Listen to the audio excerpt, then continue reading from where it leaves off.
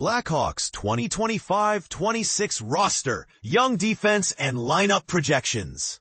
The Chicago Blackhawks are signaling a clear shift in their team-building strategy for the 2025-26 season. They're betting heavily on youth, especially on the defensive end. And what makes this move so interesting is how their off-season decisions, or rather, the lack of big moves, highlight their commitment to developing from within. A stark change from the veteran-heavy lineups of previous years. For several seasons, the Hawks relied on seasoned veterans to fill their roster, providing stability but also limiting opportunities for younger players to develop. Now, that pattern is rapidly reversing. The team is replacing veteran placeholders with prospects they've nurtured internally, particularly on defense, aiming for a future where homegrown talent takes center stage. That said, it's not all smooth sailing. The roster still has notable gaps, and expecting these young talents to hit the ground running might be overly optimistic. They will face inevitable growing pains, with some games showcasing flashes of brilliance and others exposing inexperience. Because of this expected ups and downs, analysts forecast that the Hawks, along with the San Jose Sharks, are likely to be near the bottom of the league standings once again. However, there's an intriguing twist to this story. Under Gary Davidson's management, there's a sense that the team's floor hasn't dropped lower than before, but their ceiling, or the potential of what they could become, has risen significantly. This is the season where the Blackhawks might surprise many and climb above expectations, especially if their young core develops quicker than anticipated. Let's take a closer look at what their opening night lineup might look like when they face Florida in October. Forward lines: Andrei Burakovsky, Connor Bedard, Ryan Donato. Much like last year, predicting Bedard's ideal line mates remains a challenge because no standout obvious pairing has yet emerged.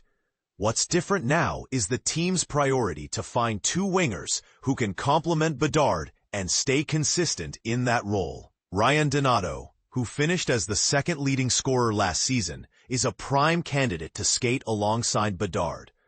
While he might not reach his 31-goal mark again, his knack for finishing chances, along with his forechecking skills and face-off ability, make him a logical choice. Burakovsky's placement on the top line is more ambitious at this stage. Still, if he can regain his pre-2023 form, something the Hawks are hopeful about, he could be an excellent fit. He's healthy, motivated, and has a proven history as an elite scorer. Interestingly, Burakovsky and Donato played together in Seattle during the 2022-23 season, and although their on-ice time was limited, the results suggest they worked well enough, outshooting opponents slightly and outscoring them in those minutes. If Bedard lines up between these two, he would likely take on more of a playmaker role, which could help him rack up more assists. But it's worth noting that alternative line combos are also on the table. Finding the right chemistry will be a key task for new coach Jeff Blashill during training camp. Second line: Teuvo Teravainen, Frank Nazar, Tyler Bertuzzi. Last year, there was an expectation that Teravainen and Bertuzzi would be Bedard's top line mates, but that opportunity never fully materialized under the previous coaching staff. Instead, late in the season, they played alongside young center Frank Nazar, who showed impressive promise. During their 108 minutes together, the team was outscored, but their scoring chances were relatively good for the Hawks. This line combines Teravainen's passing and defensive awareness, Bertuzzi's goal-scoring ability, and Nazar's speed and overall playmaking. The chemistry here could be promising, especially if the players develop cohesion. There's also potential for Nazar and Bedard to be paired, but general manager Kyle Davidson has expressed that both are expected to be centers long-term, so each might lead their own line. Third line and beyond: Michael Reeves, Getty Images, Colton Dach, Jason Dickinson, Ilya Mikheyev. The Hawks need Jason Dickinson to bring the same high-level performance he showed in 2023-24, when he was among the team's top defensive forwards. Last season, his play was solid, but injuries limited his impact. Passing that test will be crucial this year. At the same time, Ilya Mikheyev demonstrated resilience and offensive punch, re-establishing himself with a strong performance after a stint with Vancouver. If both are in top shape, they could form a powerful pair defensively. Adding a promising prospect like Colton Dach could provide some grit and physicality that many current forwards lack. Dach's previous injury struggles have kept him from consistently making an impact, but this season could finally be his breakthrough moment. Remaining spots in the bottom lines are highly competitive. Players like Nick Foligno, Ryan Green, Landon Slaggert, Lucas Reichel, and recent addition Sam Lafferty will all be vying for those roles. Reichel, despite some trade rumors, remains on the team, and his summer training might be his way to prove he's ready for a significant role. Slaggert offers versatility, but doesn't contribute much offensively yet. Lafferty provides depth and injury insurance. Moving over to defense, the pairings indicate a focus on young talent with added experience. Alex Vlasic, Sam Rinzel.